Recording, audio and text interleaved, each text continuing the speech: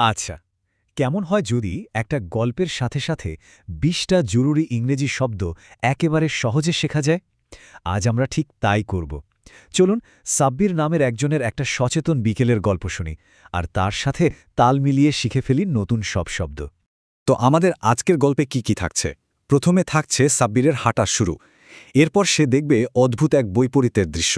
তারপর তার দেখা হবে এক খিটখিটে কেয়ারটেকারের সাথে, যে দেবে এক অনুতপ্ত প্রতিজ্ঞা।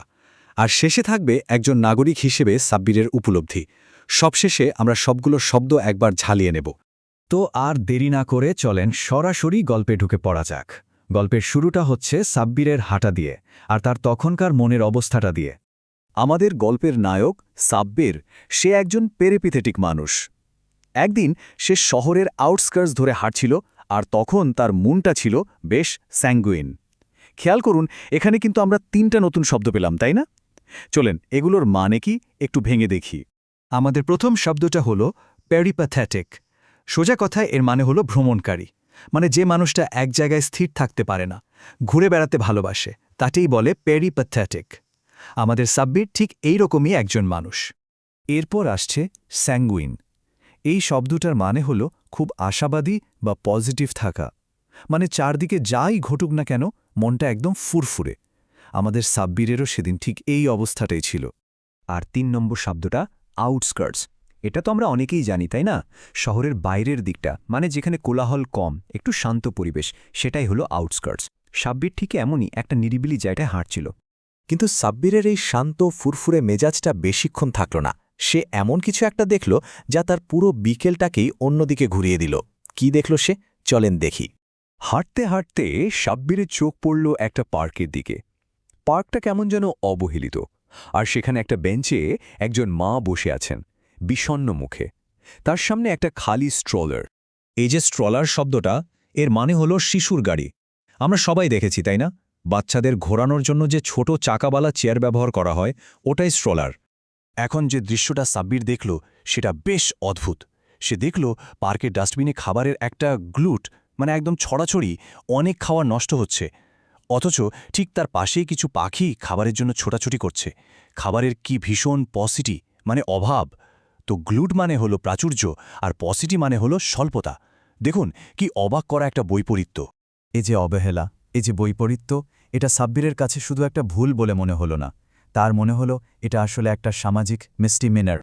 মিসডিমেনর শব্দটা হয়তো একটু ভারী শোনাচ্ছে, কিন্তু এর মানে হলো ছোটখাটো অপরাধ। বড় কোনো ক্রাইম না, কিন্তু একটা ভুল কাজ। সাব্বিরের মনে হলো সমাজের প্রতি এই অবহেলাটাও একটা ছোট অপরাধের মতোই। তো এই অবস্থায় দেখে সাব্বির আর নিজেকে আটকে রাখতে পারল না। সে ঠিক করল কিছু একটা তো করতেই হবে। আর তখনই সে মুখোমুখি হল পার্কের কেয়ারটেকারের। সাব্বির ঠিক করল এই পুরো ইস্যুটা, মানে সমস্যাটা, তাকে ডাইসেক্ট করতে হবে। সোজা বাংলায় চুলচেরা বিশ্লেষণ করতে হবে। আর এই জন্য সে কথা বলতে গেল পার্কের গ্রাউচি কেয়ারটেকারের সাথে। গ্রাউচি মানে হলো খিটখিটে, বদমেজাজি। আর সেই কেয়ারটেকার কি বলল জানেন? সাব্বিরকে দেখেই সে বলে উঠল, আমি তো সব নিয়মকানুন মেনেই চলি। অথচ পার্কের যা অবস্থা, তার এই কথাটা ছিল একেবারে হাইপোক্রিটিক্যাল। হাইপোক্রিটিক্যাল বা ভণ্ডামি মানে তো আমরা বুঝি, তাই না? মুখে এক আর কাজে আর এক। কেয়ারটেকার ঠিক তাই করছিল। মুখে বড় বড় কথা, কিন্তু কাজে তার ছিটে ফোটাও নেই। কিন্তু সাব্বির খুব সহজে এসব কথায় ভোলার পাত্র না। সে লোকটার কথা আর হাবভাব দেখেই তার ভেতরের ট্রেচারিটা ডিসার্ন করে ফেলল, মানে তার বিশ্বাসঘাতকতাটা ধরে ফেলল। ডিসার্ন করার মানে হলো এমন কিছু বুঝতে পারা যা বাইরে থেকে সহজে বোঝা যায় না, একটু গভীরে দেখতে হয়। সাব্বির ঠিক সেটাই করতে পেরেছিল। কেয়ারটেকারের আসল রূপটা সে ধরে ফেলেছিল। আর ট্রেচারি হল বিশ্বাসঘাতকতা। কেয়ারটেকার আসলে তার দায়িত্বের সাথে বিশ্বাসঘাতকতা করছিল, পার্কের প্রতি, সমাজের প্রতি। কিন্তু সাব্বিরের কথাগুলো মনে হয় লোকটার মনে গিয়ে লাগল।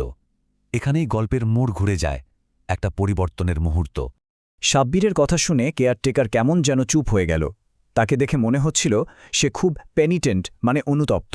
সে কথা দিল আর কোনোদিন কার্সরি বা দায়সারাভাবে কাজ করবে না। এখন থেকে সে তার সব কাজ করবে পুরোপুরি প্রবিটির সাথে, মানে সততার সাথে। তো কেয়ারটেকারের মধ্যে এই পরিবর্তনটা দেখে সাব্বির আবার হাঁটতে শুরু করল। আর হাঁটতে হাঁটতে তার মনে কিছু নতুন ভাবনা এলো।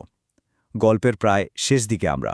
সাব্বির ভাবল সমাজের ছোটখাটো বিষয় নিয়ে তার এই যে জর্মেন বা প্রাসঙ্গিক চিন্তা আর তার এই যে কন্টিনিউয়াল মানে নিরন্তর সচেতনতা এটাই আসলে একজন নাগরিক হওয়ার আসল পার্ক বা সুবিধা। পুরো ঘটনাটা বেশ ডাইভার্টিং ছিল, মানে মনকে অন্যদিকে ঘুরিয়ে দেওয়ার মতো, আর এই কারণে তার বিকেলের হাঁটাটা একদম সার্থক হয়ে গেল।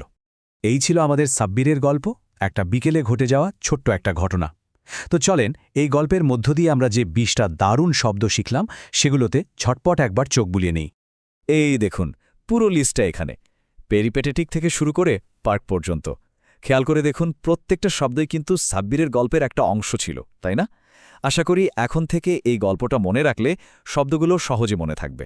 আর দিনের শেষে সাব্বিরের মতো আমরাও হয়তো ভাবতে পারি আমাদের চারপাশের ছোট ছোট বিষয় একটু সচেতন হলেই কিন্তু বড় একটা পরিবর্তন আসতে পারে। কি বলেন?